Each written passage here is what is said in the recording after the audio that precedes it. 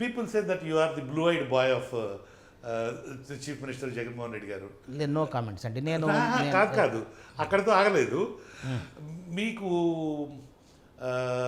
మిమ్మల్ని రాజకీయాల్లోకి ఇన్వైట్ చేస్తూ మీకు కర్నూలు ఎంపీ సీట్ ఇద్దాము అని అనుకునేటువంటి ప్రయత్నం జరిగింది అనేటువంటిది, మీరు దాన్ని సున్నితంగా తిరస్కరించారు అనేటువంటి.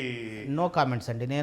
నేను ప్రస్తుతము ఒక ఐఏఎస్ అధికారిగా ఉన్నాను, సర్వీస్లో ఉన్నాను కాబట్టి నేను నాకు ఇంకొక 1.5 year ఉంది, 60 ఏళ్ళ ఇది కాబట్టి లిమిట్ ఉంది కాబట్టి, సో దాని మీద నో కామెంట్స్ అండి.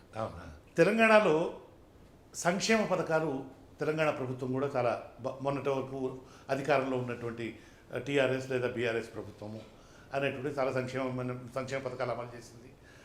కానీ కొన్ని ప్రత్యేకమైన పరిస్థితుల్లో బీఆర్ఎస్ లేదా టీఆర్ఎస్ అనేటువంటి ప్రతిపక్షంలో కూర్చున్న పరిస్థితి, కాంగ్రెస్ అనేటువంటిది అక్కడ అధికారంలోకి వచ్చినటువంటిది. ఇక్కడ సంక్షేమ పథకాలు అనేటువంటివే ఇక్కడి ప్రభుత్వం వైసీపీ ప్రభుత్వం యొక్క ప్రధాన బలంగా కనిపిస్తుంది. అందులో మరీ ముఖ్యంగా నవరత్నాలు అనేటువంటివి ప్రభుత్వ ప్రతిష్టకు సంబంధించినటువంటి అంశాలు అని. ఈ నేపథ్యంలో సంక్షేమ పథకాలు అక్కడ ప్రభుత్వాన్ని కాపాడలేకపోయాయి అని, ఇక్కడ అటువంటి పరిస్థితి ఏమైనా ఉండే అవకాశం కానీ? నో కామెంట్స్ అండి.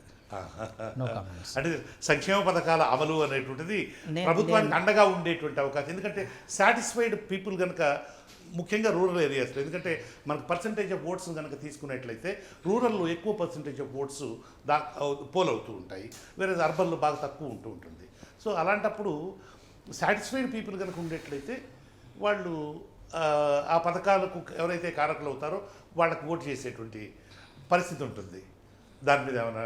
నో కామెంట్స్ అండి. No comment. Yes, thank you. Okay. Imtiaz garu, మీకు కోవిడ్ సమయంలో మీరు చేసినటువంటి సేవలకు గాను మీరు కేంద్ర ప్రభుత్వం నుంచి అవార్డు తీసుకున్నారు కదా, దానికి సంబంధించి వివరాలు చెప్పండి. కేంద్ర ప్రభుత్వం నుంచి అవార్డు తీసుకోలేదు, కానీ వివిధ సంస్థలు ఎన్జిఓస్ ఇచ్చారు, స్వచ్ఛంద సంస్థలు. కోవిడ్ వారియర్గా మనకు అవార్డు మనకు ఇవ్వడం జరిగింది ఒక సంస్థ, విశ్వగురు ఇంటర్నేషనల్ అని చెప్పేసి. దాంతోపాటు మనకు కేంద్ర ప్రభుత్వం నుంచి ఆ టైంలో కొన్ని యాక్టివిటీస్ కోవిడ్ ఉన్నా కూడా మనకు కొన్ని యాక్టివిటీస్ చేసామని బెస్ట్ మెరైన్ డిస్ట్రిక్ట్గా మనకు అంటే ఎక్కువగా మనకు ఈ ఆక్వాకల్చర్ని అప్పుడు ఇది చేసి ప్రాన్స్ని ఇది చేయడం అనే దీంట్లో మనకు ప్రాసెసింగ్ యాక్టివిటీని. సో ఫిష్ ఎందుకంటే మనకు కృష్ణా డిస్టిక్లో అప్పుడు ఇవన్నీ కూడా ఉండేవి మనకు చాలా. ఇప్పుడు ఏలూరుకు వెళ్ళిపోయిన మనకు కలిదిండి కానివ్వండి, మనకు ఈ కైకలూరు, మందవల్లి ఈ ఏరియాస్ కూడా ఉండేవి, పామర్రు, ఇక్కడంతా ఈ యాక్టివిటీ మనకు ఉండింది, మెరైన్. సో ఈ బెస్ట్ మెరైన్ డిస్ట్రిక్ట్ అనే అప్పుడు అవార్డు రావడం జరిగింది. సో తర్వాత మీరు మంచి రచయితని, అనేకమైన పుస్తకాలు చదవడంతో పాటు పుస్తక రచన అనేటువంటిది కూడా మీకు అలవాటుగా ఉందని, తర్వాత మీరు కవితలు కూడా రాస్తారనేటువంటిది మీ మిత్రులు చెప్పేటువంటి అంశం. అంటే దానికి సంబంధించి మీరు ఏదైనా దాన్ని చెప్తూ మీరు దానికి సంబంధించి ఏదైనా మీరు రాసినటువంటి చక్కని కవిత ఏదైనా ఉండేట్లయితే, ముఖ్యంగా మీ ఉద్యోగ ధర్మంలో భాగంగా దాని గురించి చెప్పండి. నేను అకాడమిక్ పుస్తకాలు రాశాను. ఇంతకుముందు ఐఏఎస్ ఆఫీసర్గా మనకు కాకముందు నేను ట్యాక్స్ డిపార్ట్మెంట్లో పనిచేసినప్పుడు VAT department, commercial tax department, tax మీద అప్పుడు బుక్స్ రాయడం జరిగింది. అండర్స్టాండింగ్ వ్యాట్ అనే పుస్తకం 4 ఎడిషన్స్ వచ్చాయి అప్పుడు. సో మనకు అన్ని ఎడిషన్స్ రావడం అంటే మనకు ఎక్కువగా పాపులర్ అంటే ఎడిషన్స్ 4 ఎడిషన్స్. సో అలాగే glimpses of goods and services tax అని 2010లోనే నేను గూడ్స్ జిఎస్టీ గురించి రాయడం జరిగింది. దెన్ మనకు ఈ రెడీ రెకనర్ అని వ్యాట్లో, అంటే ఏ వస్తువుకి ఏ రేట్ ఆఫ్ ట్యాక్స్ అనేది ఎందుకు ఆ రేటు అప్లికబుల్ అవుతుందని దాని మీద కూడా రాయడం జరిగింది. ఇవి అకాడమిక్గా మనకు రాయడం కుదిరితే వైపు అయితే, ఈ కోవిడ్ మీద నేను కోవిడ్లో కలెక్టర్గా ఉన్నప్పుడు ఏ విధంగా కోవిడ్ని మనకు బాధల్ని ఏ విధంగా పడ్డామో దాన్ని హాస్య రూపంలో హాస్య రచన ఒకటి, మ్యూజింగ్స్ ఆఫ్ కోవిడ్ అని, కోవిడ్ మ్యూజింగ్స్ అని చెప్పేసి ఆఫ్ ఎ డిస్ట్రిక్ట్ కలెక్టర్ అని చెప్పేసి రాయడం జరిగింది. దాన్ని ఎంఎస్కో వారు ప్రచురించారు.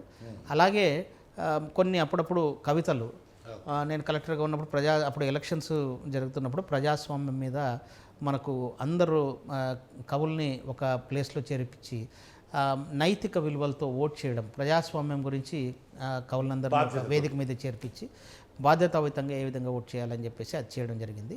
మా ఎస్హెచ్జి మహిళల గురించి అసలు ఎవరి ఎస్హెచ్జి మహిళ అని ఒక కవిత రాయడం జరిగింది. అలాగే కొన్ని కవితలు, ఇప్పుడు శ్రీశ్రీ గారు ఉన్నారు, ఆయన మనకు మహాకవి, కానీ ఆయన ఆ రోజుల్లో రాసినప్పుడు ఏ విధంగా ఉన్నాయి అంటే సంధ్యా సమయం అని చెప్పేసి ఆయన 1939లో ఒక కవిత్వం రాశారు. ఆ రోజు ఏ విధంగా ఉంది పరిస్థితి అని, సంధ్యా సమయం. సో దాన్ని అనుకరిస్తూ నేను ఆయన మీద రాయడము, ఆ కవిత రాయడం, ఇట్లాంటివన్నీ చేయడం జరిగింది. నేనే దాన్ని అనుకరిస్తూ, అంటే అప్పటికి ఇప్పటికీ చాలా కొన్ని విషయాల్లో మారలేదు సమాజం అనేది. అంటే నేను దాన్ని కూడా మీకు చెప్పడం జరుగుతుంది. ముందుగా మనకు ఎవరి ఎస్హెచ్జి మహిళ అనేది కవిత మనకు అంతర్జాతీయ మహిళా దినోత్సవం రోజు మా మహిళలను ఉద్దేశించి రాయడం జరిగింది. మహిళ పొదుపు శక్తిని యావత్ ప్రపంచానికి చాటి చెప్పిన స్త్రీ శక్తి ఈ ఎస్హెచ్జి మహిళ. తోటి మహిళల జీవితాల్లో వెలుగులు నింపే కాంతి ఈ ఎస్హెచ్జి మహిళ. పేదరికం నీడ తన కుటుంబంపై పడనివ్వని గొడుగు ఈ ఎస్హెచ్జి మహిళ. సర్పు సహకారం, బ్యాంక్ రుణం పొంది ఆదాయ వనరులను సృష్టించే యంత్రం ఈ ఎస్హెచ్జి మహిళ. సంఘ నీతితో సామాజిక రీతిని సరిచేయగల సంఘటిత వనిత ఈ ఎస్హెచ్జి మహిళ. ఆరోగ్య భద్రతను, స్త్రీ హక్కులను ఎలుగెత్తి చాటి చెప్పే గాయని ఈ ఎస్హెచ్జి మహిళ. ప్రేమానురాగాలు, కుటుంబ విలువలు తెలిసిన ప్రేమమూర్తి ఈ ఎస్హెచ్జి మహిళ. సర్పు సంస్థతో చేయి కలిపి పేదరిక నిర్మూలన కోసం కంకణం కట్టుకున్న ఝాన్సీ లక్ష్మి ఈ ఎస్హెచ్జి మహిళ. సో ఈ కవితలో మనకు పొదుపు శక్తితో పాటు ఏ విధంగా వేరే సమాజానికి ఉపయోగపడుతున్నారు, ఏ విధంగా బ్యాంక్ రుణం పొంది ఆదాయ వనరులను సృష్టిస్తున్నారు, ఏ విధంగా సంఘ నీతితో ముందుకెళ్తున్నారు, ఆరోగ్య భద్రత, స్త్రీ హక్కులు, వీటన్నిటినీ మనకు కలిపి పేదరిక నిర్మూలనకు మనకు పాటుపడుతున్న మహిళ ఎస్హెచ్జి మహిళ అని చెప్పి చెప్పడం జరిగింది.